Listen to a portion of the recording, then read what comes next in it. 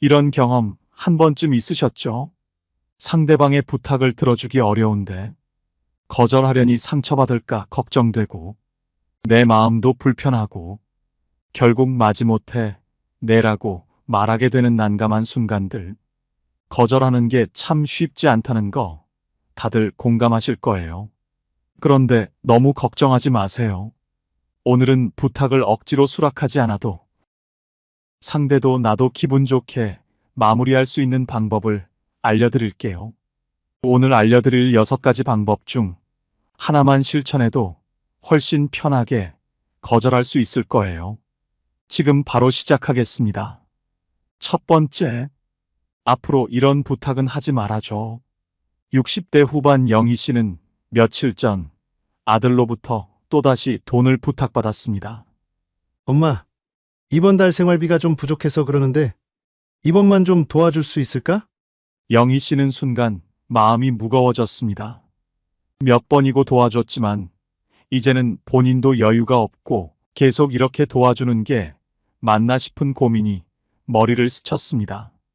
자식이 힘들다는 걸 알기에 거절하기는 쉽지 않았습니다. 하지만 더는 안 된다는 생각이 들었습니다. 그날 영희 씨는 결심했습니다. 이번에는 확실히 선을 긋기로 했습니다. 아들, 미안하지만 이번에는 정말로 도와줄 수 없구나. 앞으로도 이런 부탁은 하지 말거라. 아들은 순간 당황한 듯 했지만 영희 씨의 단호한 말에 더 이상 강요하지 않았습니다. 그 후로 아들은 같은 부탁을 하지 않았고 영희 씨도 마음의 짐을 덜고 경제적 부담에서도 벗어날 수 있었습니다. 영희 씨가 자식에게 했던 한마디, 앞으로 이런 부탁은 하지 말아줘는 그저 단순한 거절이 아닙니다. 이 말 한마디는 심리적으로 굉장한 파급 효과를 줍니다. 왜냐고요? 바로 이 순간 자식에게 부모가 끝없는 ATM이 아니라는 걸 확실하게 각인시키는 순간이기 때문이죠. 우리는 부모가 자식의 어려움을 보면 당연히 도와줘야 한다고 생각하는 경향이 있습니다. 특히 부모 입장에서는 자식이 생활비를 부탁하면 그저 외면하기 어려운 게 사실이죠. 하지만 이 한마디는 자식에게 부모가 계속해서 도와줄 수는 없다는 사실을 분명히 알려줍니다. 자식은 이를 통해 책임감을 느끼고 스스로 해결할 방법을 찾도록 유도되는 거죠. 법정 스님은 이렇게 말했습니다. 진정한 사랑은 자식을 끊임없이 돌보는 것이 아니라 그들이 홀로 설 수 있도록 길을 열어주는 것이다. 부모가 계속 도와주면 자녀는 자연스럽게 의존하게 되고 부모는 점점 지치게 됩니다. 영희 씨처럼 단호하게 말하는 것은 자녀와 부모 모두에게 필요한 건강한 거리두기를 만들어줍니다. 부모도 자신을 지키고 자녀는 더 나은 미래를 위해 스스로 서게 되는 것이죠. 부모의 사랑은 끝이 없지만 그 사랑이 자녀의 자립을 막지 않도록 도와야 할 때도 있습니다. 자녀가 스스로 문제를 해결할 수 있는 힘을 기르는 것이야말로 부모가 줄 수 있는 가장 큰 선물이 아닐까요? 따뜻하면서도 단호한 거절로 나와 자녀 모두의 행복을 지켜보세요. 두 번째, 난 관심 없어. 다른 사람 알아봐. 60대 중반 김 씨는 며칠 전 오랜 친구에게서 전화를 받았습니다. 이번에 정말 대박날 사업이 있는데 너도 투자하면 큰 돈 벌 수 있어. 한 번만 믿고 같이 하자. 김 씨는 친구와 오랫동안 알고 지낸 사이였고 그 관계를 소중하게 생각했습니다. 하지만 사실 김 씨는 사업 투자에는 전혀 관심이 없었죠. 친구가 열정적으로 권유하니 쉽게 거절하기가 어려웠습니다. 자칫 친구와의 관계가 멀어질까 걱정되기도 했습니다. 하지만 김 씨는 생각했습니다. 이번에는 확실하게 선을 그어야 할 때라고요. 그래서 김 씨는 이렇게 말했습니다. 고맙지만 사양할게. 난 관심 없어. 다른 사람 알아봐. 김 씨의 분명한 거절에 친구는 잠시 당황한 듯 했지만 곧 이해하고 더 이상 강요하지 않았습니다.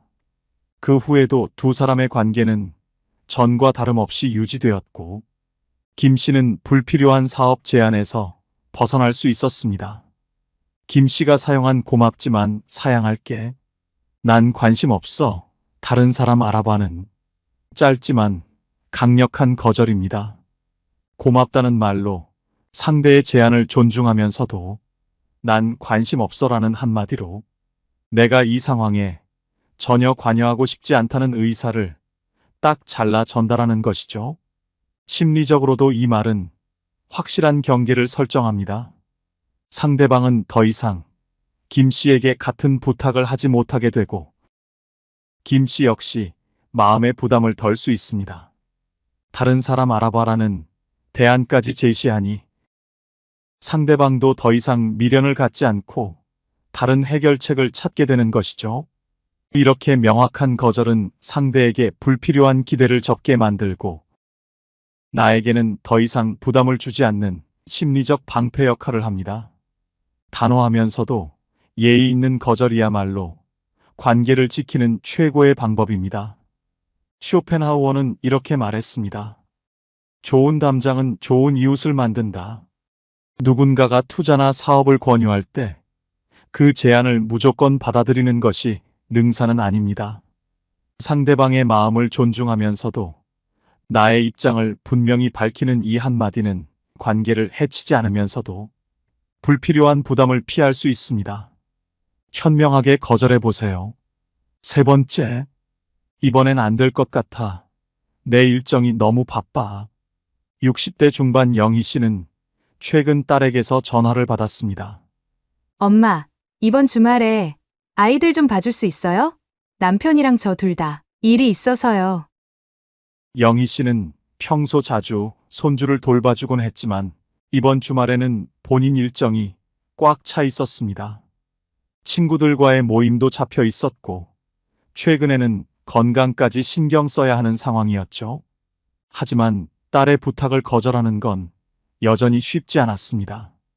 자식이 도움을 청할 때 거절하는 건 항상 마음이 무겁게 마련이니까요. 그러나 이번만큼은 분명하게 말해야겠다고 생각했습니다. 이번엔 안 될 것 같아. 내 일정도 너무 바빠서 이번 주말엔 힘들겠어. 딸은 처음엔 약간 놀란 듯 했지만 영희 씨의 사정을 듣고는 이해했습니다. 딸은 더 이상 강요하지 않았고 영희 씨도 마음의 짐을 덜 수 있었습니다. 손주 돌봄을 자주 하다 보니 자신도 모르게 피곤해지고 건강에도 무리가 왔던 영희 씨는 이번 기회에 자신을 돌볼 시간을 가질 수 있었습니다. 영희 씨가 말한 이번엔 안 될 것 같아. 내 일정이 너무 바빠라는 한마디는 단순한 거절처럼 보이지만 심리적으로는 아주 강력한 효과를 발휘합니다. 왜냐고요? 이 말은 자녀에게 부모도 자기 삶이 있다는 사실을 분명하게 전달해 주기 때문입니다. 우리는 종종 부모가 자녀와 손주의 모든 문제를 해결해 주는 슈퍼히어로처럼 느껴지죠. 그러나 현실은 다릅니다. 부모도 자신의 건강과 일정을 챙겨야 합니다. 내 일정이 바빠라는 말은 그 경계를 명확히 설정해주며 자녀도 부모가 언제나 도와줄 수 없다는 사실을 받아들이게 만듭니다. 이 한마디가 흥미로운 점은 자녀도 이 말을 들으면 부모에게 더는 무리한 요구를 하지 않게 된다는 것입니다. 오히려 이러한 경계가 부모와 자녀의 관계를 더 건강하게 만들어줍니다. 부모 입장에서는 자녀의 요구를 단호하게 거절하면서도 내 건강과 내 삶을 지키는 현명한 선택을 할 수 있다는 점이 매력적이죠. 법정 스님은 이렇게 말했습니다. 몸이 아프면 마음도 아프다. 자녀나 손주 돌봄을 부탁받을 때 거절하는 것이 쉽지는 않지만 부모로서도 자신의 삶과 건강을 돌보는 시간이 필요합니다. 따뜻하면서도 분명한 거절로 나와 자녀 모두의 행복을 지켜보세요. 네 번째, 미안하지만 이제 빌려주기 부담스러워. 60대 중반 김 씨는 또다시 이웃에게 카메라를 빌려달라는 부탁을 받았습니다. 김 씨, 이번에 우리 가족 모임이 있는데 카메라 좀 빌려줄 수 있을까요? 지난번에 잘 썼거든요. 김 씨는 몇 번 카메라를 빌려주긴 했지만 이제는 슬슬 부담이 되기 시작했습니다.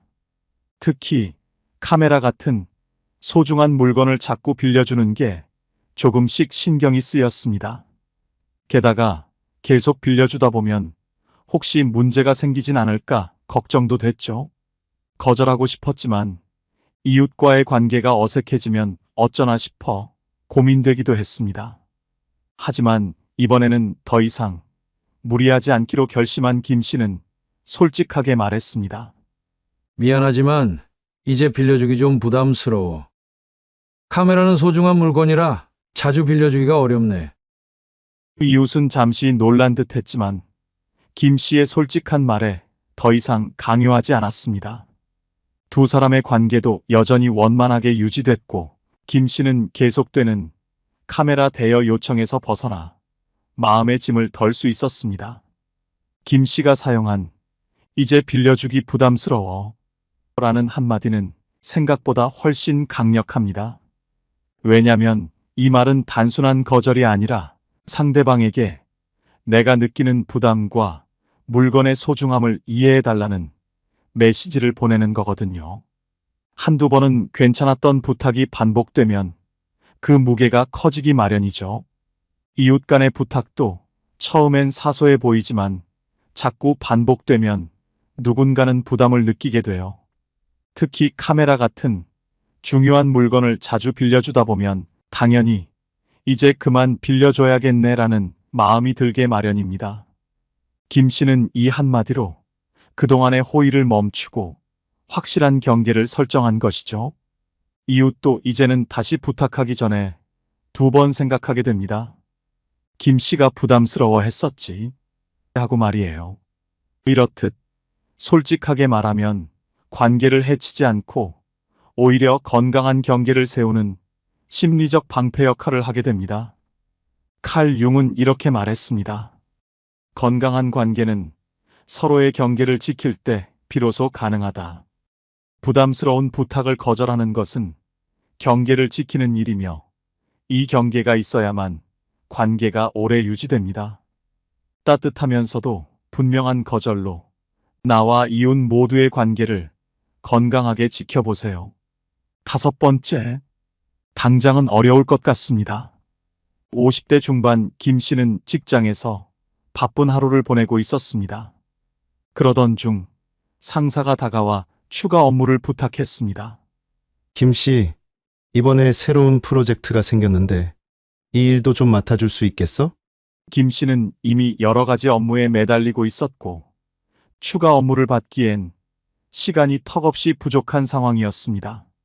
상사의 요청을 무조건 거절할 수 없었지만 지금 당장 그 일을 처리할 여유가 없다는 사실을 분명히 전해야 했습니다. 김 씨는 잠시 생각한 후 이렇게 말했습니다. 지금 맡고 있는 일들이 마무리되면 가능할 것 같은데 당장은 조금 어려울 것 같습니다. 다른 기한을 주시면 도와드릴게요. 상사는 김 씨의 상황을 이해했고 다른 기한을 제시하며 요청을 조정했습니다. 김 씨는 추가적인 부담 없이 자신의 일정을 조율할 수 있었습니다. 김 씨가 말한 당장은 어려울 것 같습니다. 라는 한마디는 상사의 부탁을 무조건 거절하지 않으면서도 내 상황을 분명히 알리고 협조할 의사를 보여주는 똑똑한 방법입니다. 상사가 부담을 주더라도 직접적으로 거절하기 어려운 상황에서 부드럽게 거절할 수 있는 효과적인 말이죠. 특히 다른 기한을 주시면 도와드릴게요라는 추가적인 대안을 제시하면 상사에게 협조하려는 마음이 있음을 전달하면서도 내 업무를 지킬 수 있는 경계를 세우는데 효과적입니다. 이 한마디로 상사는 김 씨의 업무 상황을 이해하고 무리한 부탁을 줄이게 됩니다. 이 말이 똑똑한 거절인 이유는 상사는 여전히 김 씨가 협조적인 태도를 보였다고 느끼고 김 씨는 자신의 업무에 집중할 시간을 벌 수 있다는 것이죠. 법정 스님은 이렇게 말했습니다.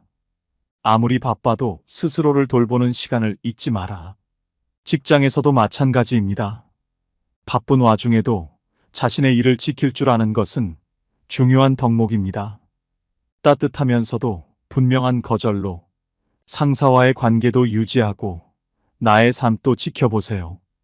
6번째, 고맙지만 사양할게요. 김 씨는 장을 보러 가던 중 길에서 설문조사를 부탁하는 사람을 만났습니다. 안녕하세요.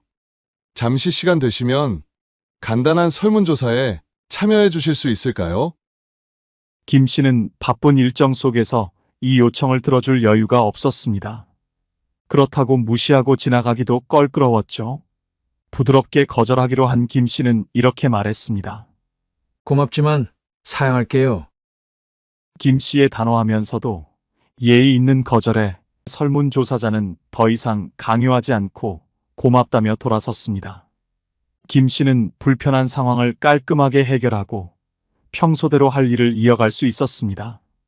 고맙지만 사양할게요라는 한마디는 상대방의 요청을 존중하면서도 분명하게 거절할 수 있는 부드러운 방법입니다.